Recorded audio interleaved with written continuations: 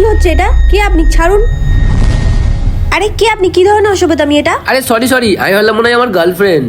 আমি কিছু বুঝি না, ইয়ার কি হচ্ছে? আপনি ইচ্ছা করে আমাকে ব্যাড টাচ করেছেন। Bad touch? ব্যাড টাচ কাকে বলে আপনি জানেন? তা বুঝবো না? এটাকে ব্যাড টাচ বলে।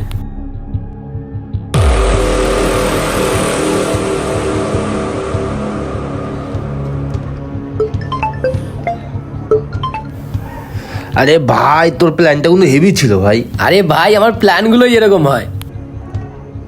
হ্যালো দাদা, হ্যাঁ বল বোন। একটু তাড়াতাড়ি আয় না, পুলিশ স্টেশন যাব।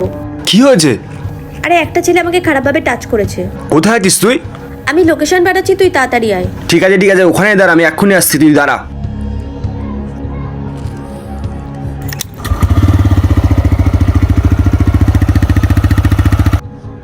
চল, অনেক রাত হয়েছে, বাড়ি যাই তাহলে। ঠিক আছে আচ্ছা তুই যা, আমার একটু কাজ আছে। চল, আসলাম। হ্যালো, কি করছো? আরে চ চ চ। দাদা পুলিশ স্টেশনে গিয়ে কোনো লাভই নেই, ওখানে কোনো অ্যাকশনই নেবে না, যা করার আমাদেরকেই করতে হবে। আচ্ছা ঠিক আছে, চ। আয় বস।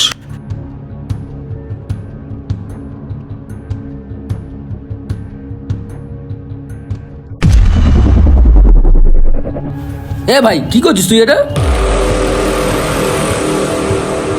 একটা ছেলে হয়ে তুই কি করছিস এটা? কেন, ভালো লাগেনি? এইসব নোংরামো কার ভাল লাগে? কেন, এই নোংরামো যখন তুই আমার বোনের সঙ্গে করছিলিস তখন খুব ভালো লাগছিল, তাই না? তোর কাছে কোনো প্রমাণ আছে আমি তোর বোনের সাথে নোংরামো করেছি? এখন তোর প্রমাণ লাগবে? আরে দাদা, দাদা লাগছে, দাদা প্লিজ বল, সত্যি কথা বল। দাদা লাগছে, দাদা কি করছেন দাদা? হ্যাঁ দাদা আমি করেছি, দাদা লাগছে দাদা। চল, তুই আমার বোনের কাছ থেকে এখনই ক্ষমা চাবি, চল চুপচাপ। বল কি রে, বল।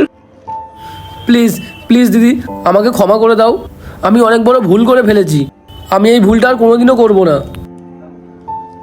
কথাটা যেন মাথায় থাকে। নেক্সট টাইম থেকে আমি কেন, অন্য কোনো মেয়ের সঙ্গে কিছু করার আগে 10 বার ভেবে করবি। প্রতিবাদ করতে হবে যাতে অন্য কোনো মেয়ে এসবের শিকার না হয়।